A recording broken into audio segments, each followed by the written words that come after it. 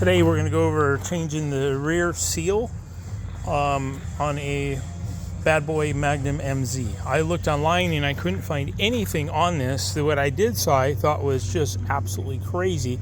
People showing cutting these things off with sawzalls and then trying to get new hubs and put them on. And really it's as simple as ordering a hub puller online. Now this hub puller I purchased is not made for the Bad Boy mower. It's actually for cars, and I'll use it for other vehicles I have, but it works just as well. So let me show you how to do it.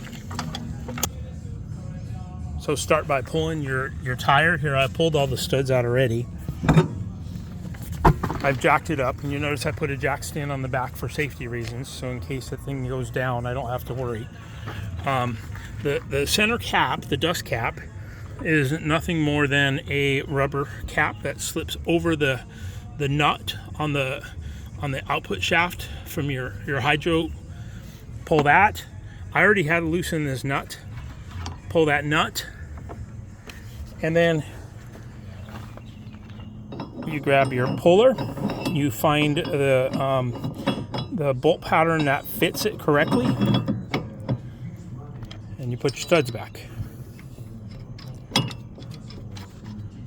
Okay, so now hub puller's on. There's two different pieces that come with this. You have this one, which actually I don't recommend because you can't really crank down on that.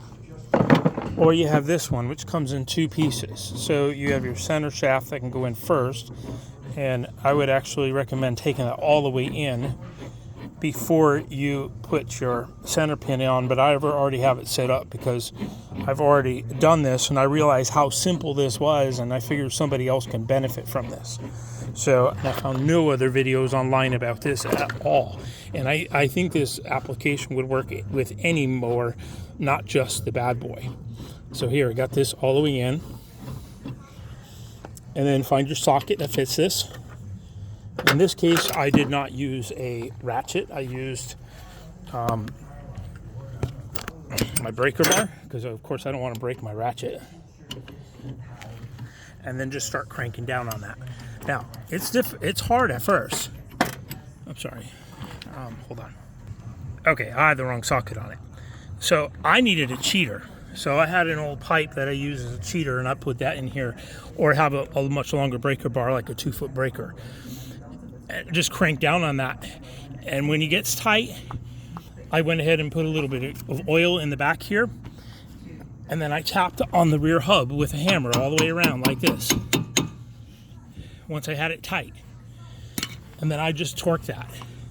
When you hit that right spot, it'll pop out, and you'll see inside you just have a tapered shaft. So it's just that simple. You have a tapered shaft, and my hub is still good. I don't have to buy a hub. So for $120, I bought the puller instead of buying two hubs for $120, and now I have this puller for another project. Okay, I stopped the video when I was pulling the old one because I had trouble with it, and I didn't want to mess anything up or give anybody any bad direction. But basically at this point, my bearings are already removed, and I'm ready to put my new one in. So there's more than one bearing for this mower, as you see. The one that goes on the inside is right here. So there, as you can see in my hand, there's two different sizes. And one of these is probably for the pump. You have to buy the whole kit. You can't just buy a single one. So for this mower, for the MZ, it's a this is a 2019. This is the kit you need. And so, like I said, I only need the big one, and I'm going to run in my shop and get some grease and put a little grease on there before I pop it in. So in my case, my shaft was a little bit damaged, both from my removal of the old bearing and my inexperience with doing this, and also from the guys that and what caused this. They got a string, or basically a wire, tangled inside the hub, and when I bought the mower, I bought it used, and when I bought the mower, it was in there.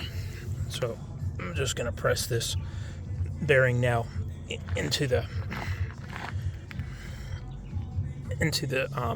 transaxle. You could use a large socket, which I have. I think it's 1.25 inches here. No, it won't. This one won't fit either. Or you can possibly use whatever you use. You just want to be careful. You don't want to puncture that. So careful.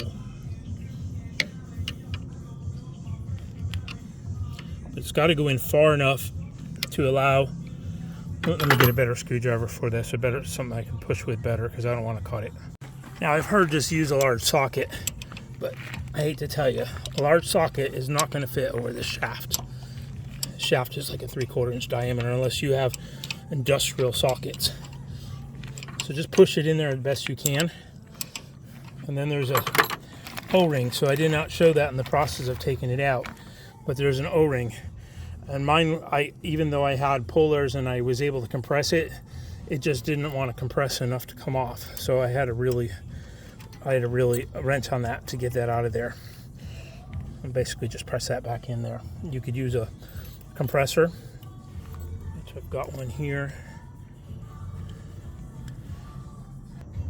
Okay, it took me a minute to get some spring compressors that'll actually fit this. So I'm going to try to get this thing in here. I'm not going to show the process, but you know how it's done. So you compress that spring, and then there's a groove in there, and it'll fall right into place.